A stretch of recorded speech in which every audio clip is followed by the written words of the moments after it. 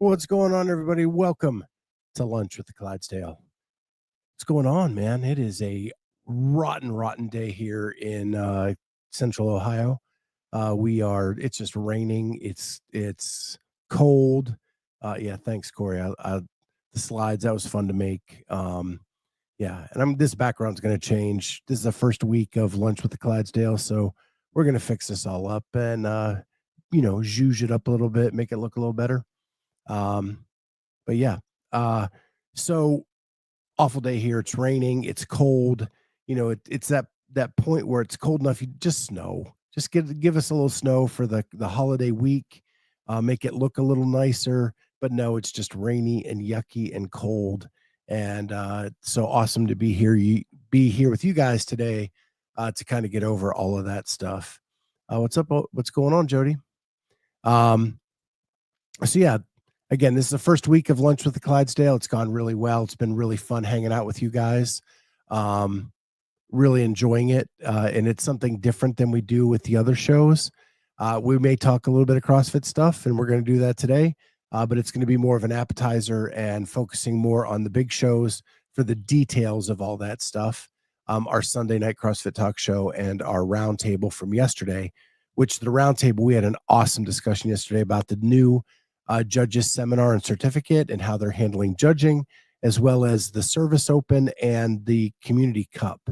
So if you want to go back and listen to that, the full crew was here yesterday. We had Kat, Amy, and Charlie with us talking about all that stuff. And there's been a lot of buzz today with some CrossFit news, which we'll get into off the top. But Jamie and Carolyn and I have already been hitting the text strings about everything that's been announced today and last night, and we will get into a lot more detail on that on Sunday night, 8:00 Eastern time. Make sure you check out Sunday Night CrossFit Talk for all of that. But what we're going to be talking about on Sunday, I'll give you a brief appetizer today because we're having lunch. You get your appetizer. We'll start off with that.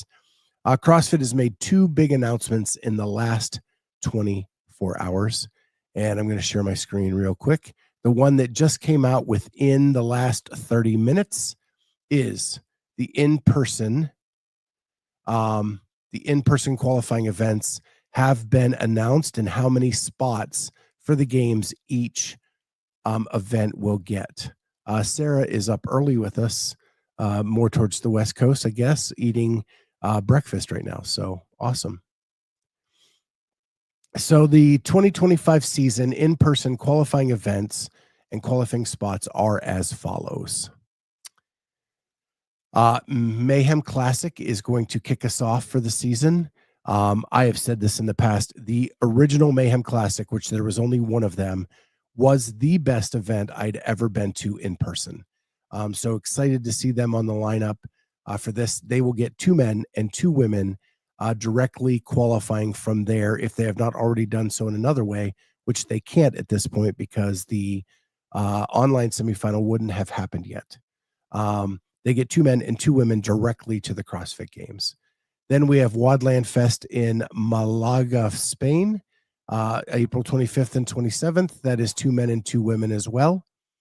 And then a second European in-person event with the French Throwdown, May 9th and through the 11th at Montpellier, France, 2 men and 2 women there. So Europe gets 2 in-person qualifying events. Then we have the Rebel Renegade Games, May 29th through June 1st in Vanderburger Park, South Africa. That gets 1 man and 1 woman into the games. Then the Far East Throwdown in Asia, May 30th through June 1st in Busan, Republic of Korea. 1 man and 1 woman from there. And we finish up with the Syndicate Crown, May 30th through June 1st in Knoxville, Tennessee. 2 men and 2 women from there. The Torian Pro, which has a very elaborate website already developed with a lot of detail for them that we will get into on Sunday night. May 30th through June 1st in Brisbane, Australia. 2 men and 2 women will qualify from that. And then the Fittest Experience, TFX. They will not only have a January event, but now they're going to have a May event to be determined when in May. Oklahoma City, Oklahoma. 2 men and 2 women will qualify from that event. So North America will have 3 in-person semifinals with 6 spots available for men and women. Copa Sur will be in Brazil. 2 dates are to be determined. 2 men and 2 women from that event will make it on to the CrossFit Games. So exciting stuff. Now we know kind of about when these will take place, what the events are. There's 9 events. So 7 of them are 2, that's 14 spots. And then the 2 ones make it 16 spots. So there will be 16 spots doled out at in-person semifinals that are listed here. And then as you read the rules that were released, that is somewhere between 15 and 20, we're going to get in from the online.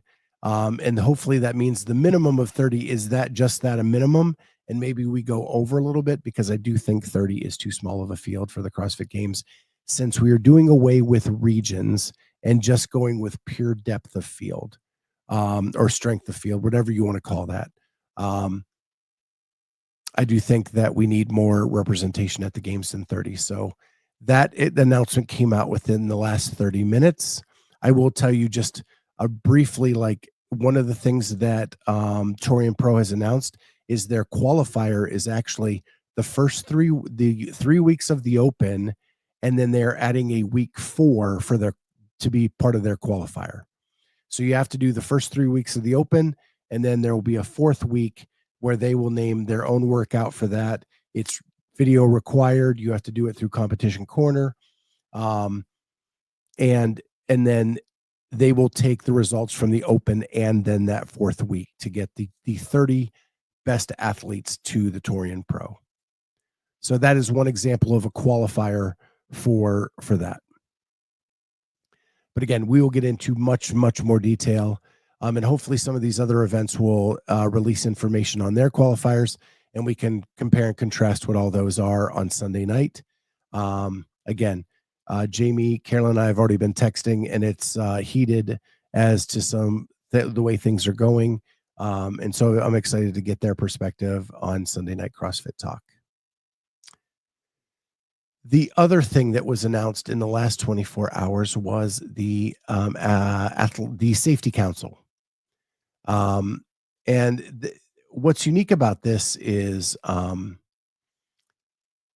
think that CrossFit actually has done pretty good. I've done some preliminary research into the Safety Council. I think that it is a very diverse group with very specific skill sets. The 2 names that everybody's going to know are Katie Henniger and Rich Froning, but the other people bringing to the table have very specific specialties, which fit some of the needs of what CrossFit is doing. And so I'm really excited to see what's going on here. I think my only reluctance to any of this is that, why didn't CrossFit tout this? Because as I'm digging in more and more, this seems to be like a pretty well put together group, and maybe something CrossFit should tout. But again, they've been very quiet in just letting these posts kind of do the talking for them. What's up, Kat? You can always jump in if you want to. So here's the Safety and Advisory Board. And again, we'll talk about this more on Sunday night. We have Robert O. One thing I learned about him is that he specializes in the way the body adapts to heat and corrective actions to that to prevent things with the heat. Rich Froning, we need not forget that he was a first responder before he was a CrossFit athlete. So he brings that to the table as well as all the stuff of being an athlete for so many years. Katie Henniger, everybody knows her, owner of Rogue, and event organizer for the Rogue Invitational. Brian McGuire, Allison Brager. I learned on the Hiller video that she is one of her specialties is deep water rescue. So that's pretty cool. We have Manuel Cruz. We have Michael Cohen. He is the CEO of USA Masters Weightlifting. And we have Mark Ritchie, who seems to be very qualified as well when you look into his backstory. And again, once I research all these people, Sunday night we'll talk about what they all bring to the table. But super excited. I think this was really well done by CrossFit. And my only complaint is I wish they would have touted it a little bit more. Because I think that they actually did something really well here. So those are the big news stories from the last 24 hours. I'm looking at some comments here. Kat says, so sounds like they will bring back open water swimming. If you are getting someone on your safety council that specializes in deep water rescue, I think that is probably a safe assumption at some point. So yeah. Again, I think they did a really good job.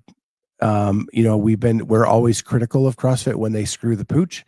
But I think in this case, they actually put together a pretty good group. I know some people have complained that it's not independent, that some of these people are very embedded in the CrossFit landscape. But I didn't see anywhere where this was supposed to be an independent group. I need to go back to the original release that they did to see if they used the word independent. But in this release, there is no verbiage saying independent, releasing who the people are. So with that, we'll see what transpires. But I do need to go back and look at the original release as part of my research for this for Sunday night. But we'll talk about that then, of course. So a couple fun things I wanted to talk about today is we'll start with the college football playoff, and then we'll end with a fun CrossFit thing that I came up with in the middle of the night last night and decided to put on the agenda. We have the first ever 12-team college football playoff going on this weekend, and I could not be any more excited. It kicks off tonight with Indiana visiting Notre Dame at home in South Bend. But what's crazy cool about that is they're less than 2 hours apart, I believe, in the state of Indiana. And the state of Indiana is going to go nuts tonight with two teams in the college football playoff going head-to-head tonight. Notre Dame is a 6.5-point favorite. I'm actually picking Indiana to beat Notre Dame tonight. That is my one upset from the weekend that I'm calling. Indiana's put together a great season. Notre Dame seems to play uneven throughout the year and hasn't really played as tough a schedule as some might want to think. And that Indiana gets dogged for that a lot, but I think Indiana's going to pull the upset tonight. Then tomorrow at noon, at noon Eastern time, we have Penn State at SMU at Penn State. That's my team. Jody Lynn, Rich Froning will not like that bet. You are correct. My best friend's a Notre Dame fan too, so I'm sure I will hear about it all day. So, but when I grew up, in all honesty, Jody, is I hated Notre Dame. I rooted for Penn State and anybody who played Notre Dame. Those were my two teams when I was growing up. So there might be a little bit of a bias in my pick of Indiana over Notre Dame tonight. So SMU is coming to Happy Valley. I heard this morning that SMU's average temperature that they played in this year was 72 degrees. Happy Valley in Pennsylvania will not be 72 degrees this weekend. It'll most likely be in the 30s. That gives me confidence that my Nittany Lions will cover the 8.5 points they are favored by. And I am picking Penn State to beat SMU tomorrow, noon Eastern time. Then the middle game tomorrow is Clemson at Texas. There's a lot of scuttle about Quentin Ewers being the quarterback that can lead Texas with Arch Manning on the bench, and that there may be a swap at some point during the game to go to Arch Manning. We'll see about that. Texas is actually favored by 12 points. I think that might be The line may be too big to take Texas on, but in straight up, I'm taking Texas to beat Clemson, but I'm not sure they'll cover on that. And then finally, the night game here in Columbus, Ohio. I'm so sick of the Buckeye fans. We have Tennessee visiting the great state of Ohio and the Horseshoe here in Columbus to take on the Ohio State Buckeyes. Ohio State is favored by 7.5. I think that actually Ohio State will handle this game pretty easily. Tennessee, again, is at a very uneven season. They're very one-dimensional, and their one dimension is something that the Ohio State defense is very good at. And so I believe that Ohio State will not only win the game, but cover the spread of 7.5 points. And the lines I'm giving you are all from ESPN Bet. Not that I'm encouraging people to bet, but those are the lines, and that's where I stand on my picks. So just to recap, Indiana win the upset over Notre Dame. These are all straight up without the lines. Penn State will beat SMU. Texas will beat Clemson, and Ohio State will beat Tennessee. And then we move on to the second round of the playoffs, which will be fun. So super excited about that. So the other thing I wanted to talk about is one of the things I watched this week was Hiller's video with Erica Follow and the 24 hours or 48 hours, whatever he does with the athlete. And then she was on the spin on Wednesday night. And I had heard this story before, but it was reiterated on the spin on Wednesday night. And that is that she was called by the WWE and given an opportunity to try out to be a wrestler in the WWE. She went to Philadelphia and she went through the tryout and did not make it onto the WWE. And yes, Chris, she used the name the Pink Powerhouse. The feedback she was given is more of her on-camera work and the promotional work that a wrestler needs to do to hype up the crowd.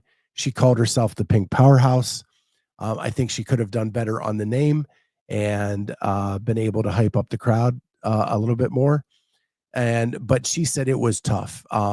The physical stuff, the cardio and the workout stuff, she was great at.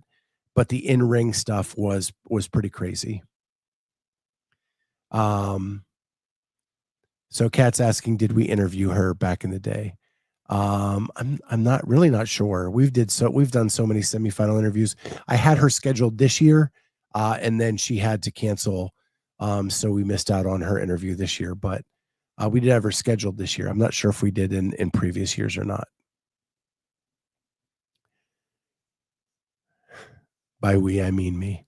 Again, I don't know, Kat. We did so many, and we split up those first couple of years so much that if you or Amy or Charlie did them, it's probably not ingrained in my head like the ones that I did personally. So, but yeah. So my thought was, she gets this call, and if you've ever seen her, she's jacked, right? She is a walking advertisement for what CrossFit can do. And that's pretty cool. And that she was called. So I thought, of all the people in the history of CrossFit, who would make the best wrestlers? And so I jotted down just off the top of my head, and I'm sure I'm missing somebody, and that's where I'm going to rely on you, the audience, to tell me who I missed. These are the people that I think would make the best wrestlers with the WWE. So I'm going to start with the men. And these are my top 5. I'm going to start at 5 and go to 1. So at number 5, I have Nick Matthew. The dude is a freakishly strong and freakishly athletic human being that can do a lot of weird stuff. I picture him as the guy that goes up on the top rope, is able to do the flips, the back flips, the splashes onto another opponent. And he's goofy enough with the crop tops and his personality that I think he would fit right in with the WWE and might actually be a little bit higher than some of these other people. Because the other people I picked were basically on body composition. And number 4, The main man, Rich Froning. I think that he's a great smack talker. He is great at the ad libs in the moment. I think he would be great at hyping up the crowds. He has the body like a wrestler where he rips off the shirt, does the stuff. So at number 4, I have Rich Froning on my wish list for WWE. At number 3, the main man who does jujitsu now instead of CrossFit, but still does CrossFit to stay in shape, and that is Jason Khalipa. The man is a monster. When you see him in person, he's just a thick human being, and I think he would make a great asset to the WWE. At number 2, I have Chandler Smith. I don't, you have a former Army veteran. You have the guy who bleached his hair blonde as soon as he got out. He is a specimen of a human being. I think that he fits the mold of a great wrestler. And he has the funny personality to really lure in the crowd. So at number 2, I have Chandler Smith. And at number 1, this is a guy that I've always said that if I could cut my head off and put on anybody in the world, it would be this dude. And so at number 1, I have Neil Maddox. Again, incredibly strong. He could lift the people up for the body slams and the pile drivers and all of those things. And he's just a walking human specimen of what a person can do with their body. I think that Neil Maddox would fit in beautifully in the WWE. So my 5 male CrossFit athletes that I think would make awesome WWE wrestlers are number 5, Nick Matthew, number 4, Rich Froning, number 3, Jason Khalipa, number 2, Chandler Smith, and number 1, Neil Maddox. Corey Leonard comes in with a solid Sam Dancer. You are correct. He's got the hair. He's got the physique. He is not ashamed to wear the teeny bikini in the ring. Yeah, that's a great one. Great choice. Great choice. Love it.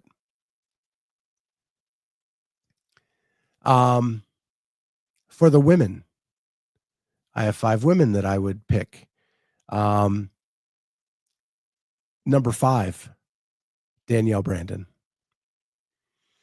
Dyes the hair, has the FU attitude, flipping off the crowd, talks a lot of smack. I think that Danielle Brandon would fit beautifully as a heel in the WWE. At number 4, we have Ariel Lowen. Again, she has built her strength up so much. She is great. If you've watched her Instagram, she is great on camera. Now her YouTube channel, she is getting to be super funny and super inspirational. And I think she would make a great wrestler in the WWE. And then as her tag team partner, Danny Spiegel, I think would make another great addition to the WWE. She is so strong. She could throw some women around the ring, doing the body slams, doing the pile drivers, doing all that kind of stuff. And she is super athletic. If you've ever seen her at Rogue and like the over-under events, all those athletic events, she crushes. And her athleticism would make her a phenomenal athlete in the WWE. At number 2, I have Elizabeth Akinwale. She is a specimen when it comes to her muscle structure.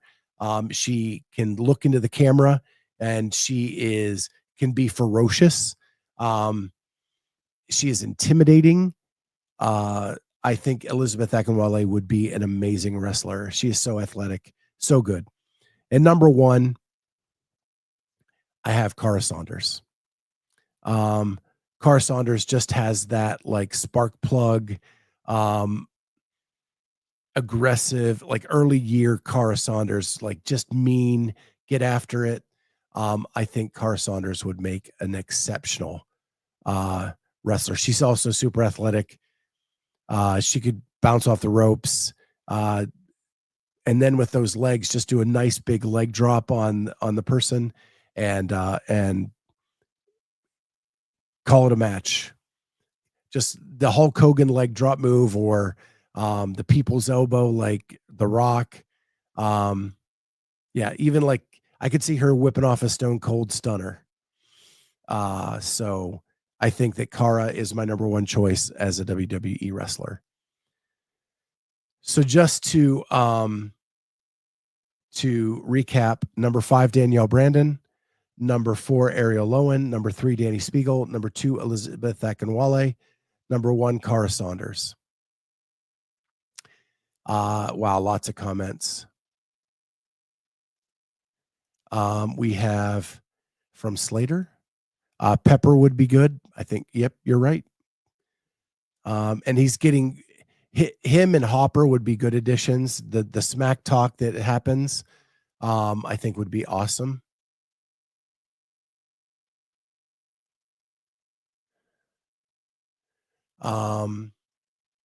Jody says too many good women athletes to choose from. But then she says, "Oh, Cara, yes, yes." Kat says Cara is a brick shit house, perfect. Corey comes in with Becca Miller. Do you mean Becca Voigt-Miller or a new Becca Miller? And then Slater hits a couple obvious ones that I missed. Laura Horvat and Kelsey Keel. Yes, they would both be exceptional. Kelsey's a great athlete, and so is Laura. I think they would make exceptional wrestlers. Laura Horvath is so intimidating. I think she would be awesome. And she'd make a great heel. Great heel. So yeah.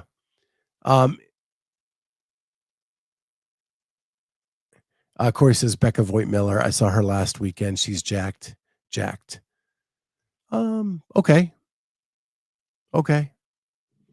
I would say she's jacked. I don't think she's Cara Saunders jacked or Kelsey Keel jacked. But I love Becca. I mean, Kat will remember this. When we were with Morning Chalk Up, we used her as an analyst. And she came on the show all the time. I love Becca. She's just one of the best people in the sport. But yeah, sure. We'll go with Becca. Tag teamer with Kristen Clever and the Mohawk. Yeah, that might be something there. A little of this, a little of that. That'd be pretty fun. But when I heard Erica Folo tell the story, it just got my 12-year-old juices flowing about like when I loved wrestling. I say 12-year-old, and I watched it probably into my 30s. Got my juices flowing about old time wrestlers and like who I thought would make the best athletes to go into the WWE. And I can't believe I missed Laura Horvat. Man, that was dumb. And Kelsey Keel's a great choice too. Slater says he loves Froning, but he's small. Maybe. But there's small wrestlers too. Like wrestlers come in all sizes. So fun stuff. So yeah, so that's pretty much what I had on the agenda for today. Now Corey's coming in with John Para. That dude is huge. Are these all Masters athletes? Are you trying to get me to pick old people to go into WWE?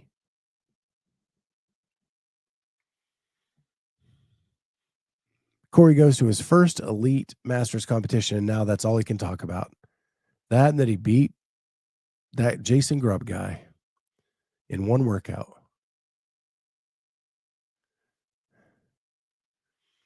Jody Lynn, old people. Yeah. Got to remember that the older we get, the more brittle the bones are, man. Although, hell, you see Hogan making a comeback and The Rock making a comeback. They keep bringing them back all over the place. So yeah. Yeah, this was fun. It was fun doing this. The last thing I'll just throw out there is I just finished a Phil Collins documentary. For those of you who've been following the show for a while, um, my other love, other than like sports and CrossFit, is music. And man, it's a 2-hour documentary, and he's interviewed by his son, who actually took over for him in his own band and in Genesis. And they talk about like his career and how things ended up for him. And right now he's very, very, very brittle because of how he played the drums. And you have all these people from every genre of music in this documentary talking about how he's the greatest. From people, from the drummer from Papa Roach to Chad Smith from the Chili Peppers, to jazz musicians to pop musicians. Even Marilyn Manson's drummer says that Phil Collins is the best. And so it's really cool because when I started listening to Phil Collins and Genesis back in the day, I liked them a lot. They were one of my favorite bands, but never really took like a huge piece of my heart like some of my other bands. But as I've gotten older, like I appreciate that music so much more. And in my vinyl collection, I have as much Genesis and Phil Collins music as I have of just about anybody. So it was a really good documentary. I'll probably get into it a little bit more at some point next week because the holiday week, I'm guessing not a ton of CrossFit news will come out. So we'll talk about some fun stuff around that and some different things around Christmas and Christmas traditions, holiday traditions, things of that ilk. But yeah, we'll do that next week. But it was fun to watch the documentary. I also started the Aaron Rodgers documentary. As a Bears fan, I'm not sure I'm going to make it through this one. It's been tough to watch so far, just because I do not like that dude. I think he's interesting. I think he was a great quarterback, but as a Bears fan, like I just can't handle Aaron Rodgers much. But I wanted to see some of the weird stuff he was doing. Maybe I'll get through it over the weekend or into next week, and we can talk about that a little bit. But I tried. So, Jody says, start over. Papa Birch is here. Man, Jay Birch, you've been like consistent all week until today. I thought teachers like were always on time, but now that you're retired, man, just go with the flow, do your workout when you want to do it, show up to shows when you want to show up. Man, must be nice. Started season 2 of Tulsa King. It's good. Yeah. Season 2 is better than season 1. Guaranteed. I think you'll like it a lot. Can't wait till you get to the end because there's a nice twist at the end that I have not been able to talk to anybody about because nobody has made it to the end of season 2 in my friend group yet. So when you reach the end, Jay Birch, reach out to me, man, because I have theories. I have a lot of things I just have to talk to somebody about. Corey Leonard says Rogers is an interesting guy. That's about it for me. Yeah, I mean, I think he's interesting. I guess they go behind the scenes of like his ayahuasca retreat and all that kind of stuff. I just haven't made it that far yet. I really got sucked into this Phil Collins documentary, and I loved every minute of that. And actually rewound it a few times. It's on YouTube. I just like pulled the thing back, rewound like it's 1984. I went back and re-listened to different things because I was just so fascinated about cool stuff. But anyway, it's amazing it's amazing how good he was, and then how being a drummer has wrecked his body because of the way the drummers in the 70s and 80s kits were built and how they set up to it. And one thing I didn't know is like the electronic drums of the 80s, the pads were made of formica that didn't give. And so when they would hit them like a real drum, the shock would come back their thumbs, into their wrist, into their elbow. and basically created a massive carpal tunnel situation all the way down their arms. And so he can't even grip sticks at this point. It's so bad. And it was just like he woke up one day and it was all gone. So that's a little sad part, but there's a lot of really cool stuff in it as well. So, yeah. Daughter gets in tomorrow for the holidays. She'll be with us through Wednesday and Christmas Day. So that'll be fun for us. That was a little bit of a change of plan, even in the last 24 hours, that she's going to be with us a little bit longer. So super excited about that. Couple comments I missed. Danae Brown, old school OG. That's a good one. Danae Brown was awesome. So yeah, got a couple people coming in from the Twitch space, which I have not seen before on this show, but cool to welcome here. But yeah, so gonna go up, get some chicken salad for lunch. Hope you guys have had a great lunch, and we will see you Sunday night, 8 p.m. Eastern time on Sunday Night CrossFit Talk,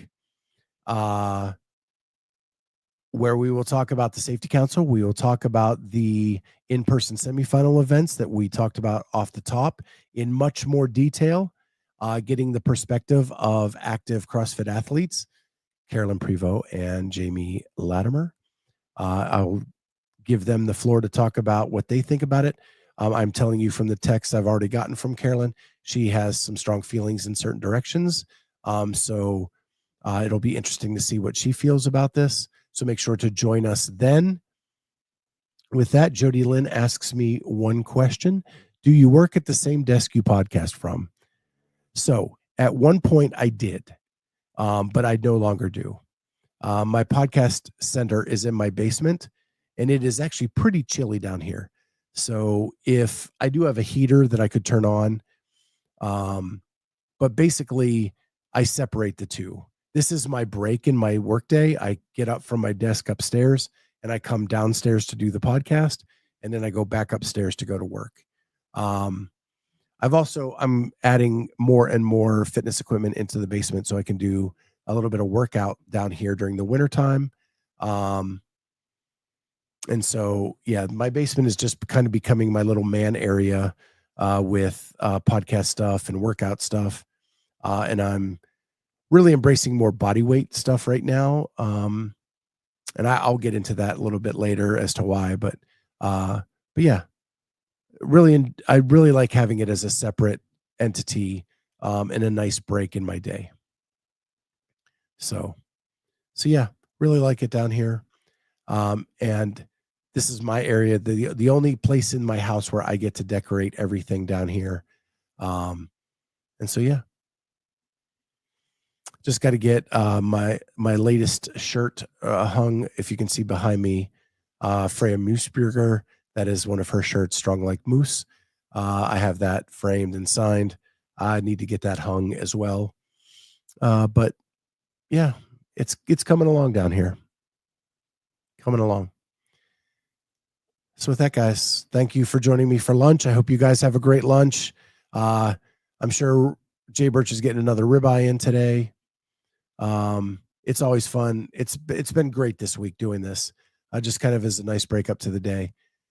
I hope you enjoy the rest of your weekend. The college football playoff. We got the NFL on Sunday. Got a lot of stuff going on, and then Christmas is right around the corner if you celebrate that. If not, you can celebrate whatever you are celebrating. I hope you enjoy that as well. Happy holidays to everybody. We will see you next time. Next Monday, we'll see you for this, and Sunday night on Sunday Night CrossFit Talk. With that, I will see everybody next time. Bye, guys.